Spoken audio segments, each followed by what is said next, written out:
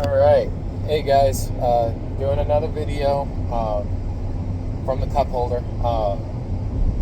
The video that should go up before this one, I mentioned that I forgot my mount for the work truck here to record these videos a little bit better, but I wanted to go and get these done because, like I said, that when I'm behind on videos, I really am trying to be diligent and responsible with what I feel God's told me to do as far as putting videos up.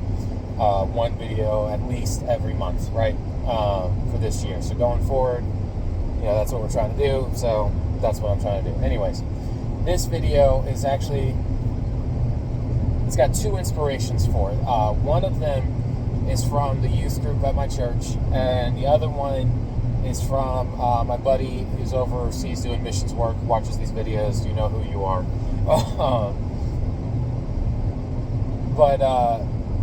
We're going to start with the youth. So the youth pastor at my church does this thing, he calls it circle night, where he just gets the kids in a big circle and, they talk about different stuff, play some games, and if there's new youth leaders, volunteers and stuff, they do what they call the hot seat. They put the adults in there and let the kids ask them questions, basically whatever the kid wants to ask. And I'm there pretty much most of the youth nights, especially now because the small group I lead meets on the same nights. And but because I'm safety team lead, we always try to have one of us there to protect the kids and everybody there for the events and stuff at the church. But because of that, I'm not a youth volunteer, so to speak. I do occasionally help them out with different stuff like the lock-ins or cooking and things like that. And so I do help them, but I'm not like a youth volunteer. So kind of setting the stage. So I've never done the hot seat thing, right? And this last time that they did it, the kids started chanting and they wanted me to do it. And, I didn't really care to go up there and do it, so I wasn't going to. And I know it's a little bit of a long story, but we'll get to the point here in a second. But the youth pastor pushed the seat back in the middle, and I was like, all right. And so I was like, okay, as honestly a way of just honoring him and the work he's put in with the kids and the other leaders there is why I decided I would go up and do the hot seat. So I get up there, I sit down, and all the youth kids know that I carry and what my job basically is at the church, that I'm the safety team director, and I'm there to protect and keep everybody safe. And the pastor's daughter, she's in the youth group as well, and so she asked the question, why do I carry a gun every day? And the simple answer that I gave her, just for time's sake, was I feel it's my responsibility to protect the people that I love and care about, and a gun's the most efficient way to do that. So I carry a gun every day. And that is 100% true. Like, I do believe that part of the reason I was put on this earth was to protect people and to show the love of God by protecting people. Protecting those who can't protect themselves and all that kind of stuff, and training other men and other people in general, but men specifically, to do the same thing, to raise up a generation of men that knows what it means to be a protector, to have that father's heart and that father's love, to put their lives on the line to protect other people. And that's not just, I'm willing to die for you. It's also, I'm willing to be the best man that I can be, to lead by example in everything that I do. And yes, I'm willing to step in front of a bullet for you and all that kind of stuff that you're kind of used to. And so now the other part of this this video, the other inspiration for it, is my buddy overseas, like I said, doing missions work. And he sent us a video telling us a story of something that happened. And basically, long story short, dude threatened some people with a gun. And whether he did or didn't have it, don't know. But he said he did. And so, they ran away. Where he's at, guns are not normal. Very few people have them. Even fewer people know how to use them, put it that way. And he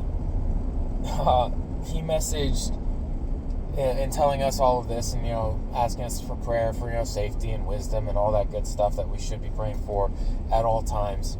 He also mentioned that he was like, I don't care if you have a gun, because even if you actually do, I'm taking it. It's my gun now. and you're not going to basically hurt other people because I'm there. And, this guy, we've spent a lot of time working together and training together, both mentally, physically, biblically, all that kind of stuff. And I had messaged him separately, and I told him, like, dude, when you said that, it kind of made me proud for a second, just going, man, that's my boy. I know that. I know that heart. And then, me and him talking back and forth about it a little bit, and something that kind of stuck out to me and reminded me of, like, how I am, how he is, how a couple of my other buddies are. We don't care what you got, right? We're not going to be stupid, but if you come in threatening people, so long as I can throw a punch or a kick, you going down. Like, I don't just fight because I have the best tools to do so, therefore I have the upper hand. Do I try to stack the deck in my favor? 100%. Do I train to use whatever's at my disposal? 100%. Am I always going to fight to protect those around me, to protect innocence? Yes, I am. I will always fight. And I don't know, some of y'all may have seen the post that made some rounds. It's the T-Rex arms. I think it was an April Fool's joke they did a couple years ago, but it was a sidecar they made that had a Claymore part where the mag normally goes. And the caption of this particular time that I saw it said, "I may not win, but you will lose." And again, that kind of stuck out to me and kind of hit me, because that is a huge part of how I live my life. Like, I might die, but you're dying first, and you're not going to hurt the people that I love. You're not going to hurt the people that God's put around me and has and charged me with their safekeeping. I may go to be with God. That's a win for me. So, whether I live or die, I win. You're just going to lose. That's just how it is. Like, there's no two ways about it. And I do believe that that's the heart that men need to have, men specifically, that you need to have the heart that to live as Christ, to die as gain, basically. I'm going to live my life to honor God, to bring people to Him, to make sure that everybody that is around me knows who He is and what He did for them.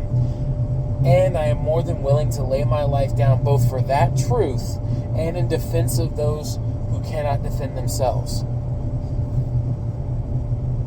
And yeah, I mean, it sounds like a simple thing, especially, like to me, to guys like me, because it's just how we are. It's just who we are. But there's a lot of people, especially in this day and age, that don't think that there's a truth worth dying for like that. That there's a lot of people, honestly, that don't think that there's people worth dying for like that. And people are. Like, again, I don't particularly care to be around people. I like you from a distance. That honestly has more to do with the fact that it's draining on me to be around people. It takes a lot of energy for me to be around people.